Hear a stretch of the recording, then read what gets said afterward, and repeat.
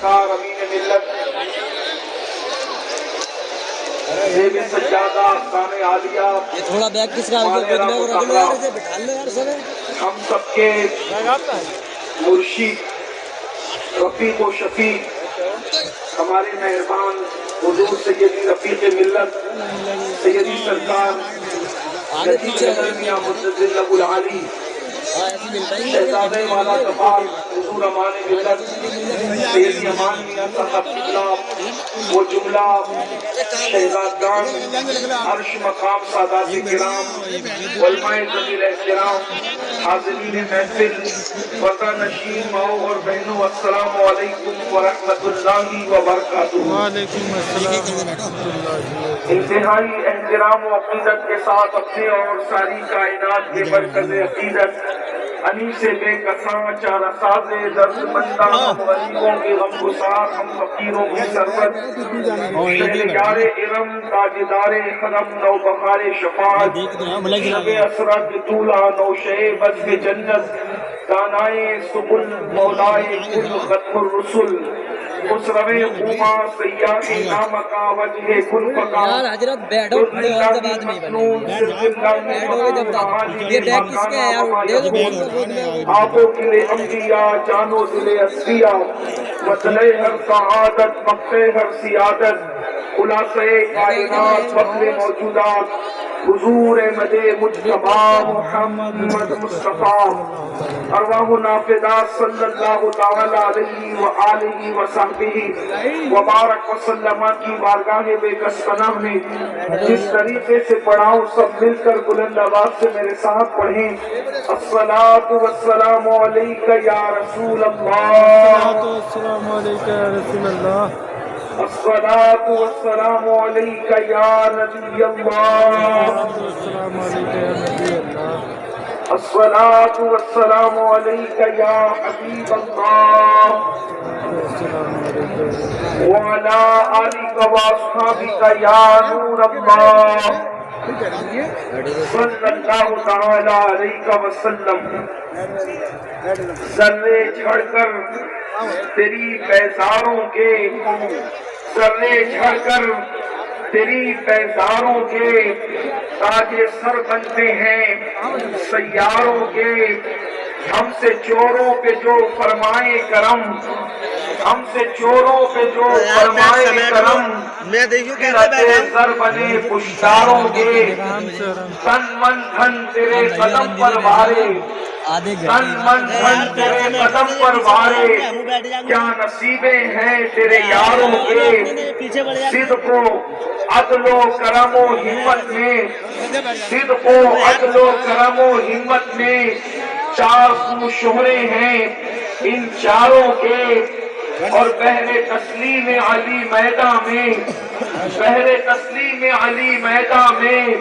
سر جھکے رہتے ہیں تلواروں کے، تو کیسے آقاؤں کا بندہ ہوں رضا، کیسے آقاؤں کا بندہ ہوں رضا، بول بالے میری سرکاروں کے، بول بالے میری سرکاروں کے۔ آج کی یہ محفل مانیرہ مطہرہ میں جو اہل سنت کے بہت سارے مراکز کا مرکز ہے، روحانیت کا مرکز، طریقت کا مرکز اور شریعت و طریقت کا جہاں سنگم ہوتا ہے، حضور صاحب البرکات کی چوکھٹ پر ہم سب ایک مرتبہ پھر عرس قاسمی کے پرشکو موقع پر حاضر ہیں، اور حضور سیدی سرکار ابو القاسم سید اسماعیل حسن شاہ جی میاں رحمت اللہ علیہ کے 100 سالہ عرس کے موقع پر، عرس قاسمی کے موقع پر اللہ رب العزت نے ہم سب کو حاضری کا شرف عطا فرمایا۔ اس حاضری پر میں آپ سب کو صمیم قلب کے ساتھ مبارکباد پیش کرتا ہوں اور دعا کرتا ہوں کہ اللہ تبارک و تعالی ہم سب کی حاضری کو قبول فرمائے، اور ہم جو بھی مرادیں لے کر آئے ہیں بارگاہ صاحب البرکات سے، حضور اچھے میاں کی چوکھٹ سے،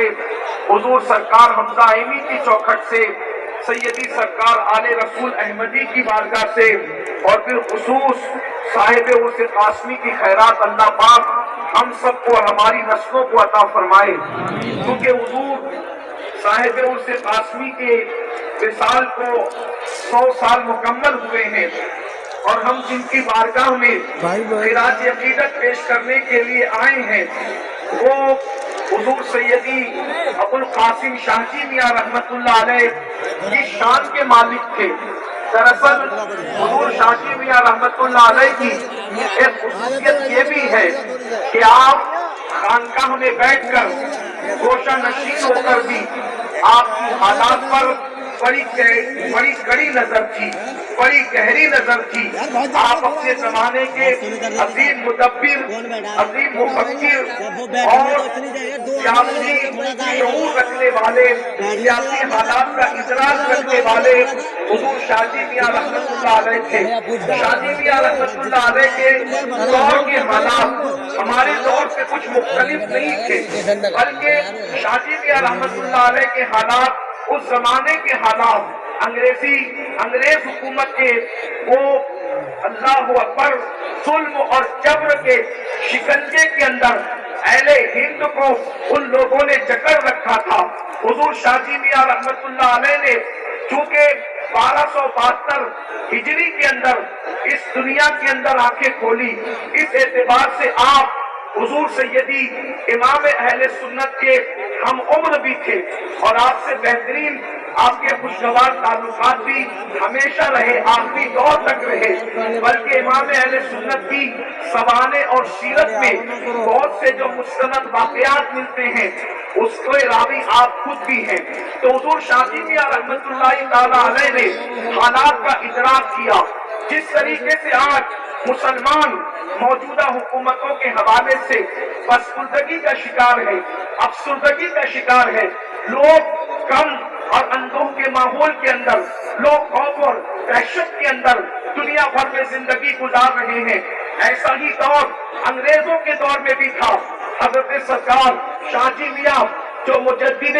سلسلہ برکاتیہ بھی ہے، سلسلہ برکاتیہ کے جو طریقت کا عظیم سلسلہ ہے، اس کے آپ مجدد ہیں۔ سرکار شاہ جی میاں رحمت اللہ علیہ نے حالات کا ادراک فرمایا اور بے چین قوم کو، بے قرار قوم کو، مضطرب قوم کو ترقی کے اصول عطا فرمائے، ترقی کی راہیں بتائی۔ آج بھی ہماری قوم یہ سوچ رہی ہے کہ حالات کیسے بدلیں گے، اچھے دن کیسے آئیں گے، انقلاب کیسے آئے گا، تبدیلی کیسے آئے گی، دکھ سکھوں کے اندر کیسے تبدیل ہوں گے، بے قراریاں جو ہے وہ سکون کے اندر کیسے تبدیل ہوگی۔ اضطراب کا ماحول ہمیں قرار کی چوکھٹ تک کب لے کر کے جائے گا۔ ایسے دور کے اندر ہم بھی بہت سارے اسپیکرز کی جو ہے وہ تقریریں سنتے ہیں۔ آج کا یہ ٹرینڈ چلا ہوا ہے کہ موٹیویشنل اسپیکرز کو ہم زیادہ سنتے ہیں کہ آخر ہماری بے چینیوں کا علاج کیا ہے، ہماری بے قراریوں کا علاج کیا ہے۔ اس زمانے میں بھی لوگ سوچتے تھے کہ مسلمانوں کو ترقی کیسے ملے گی،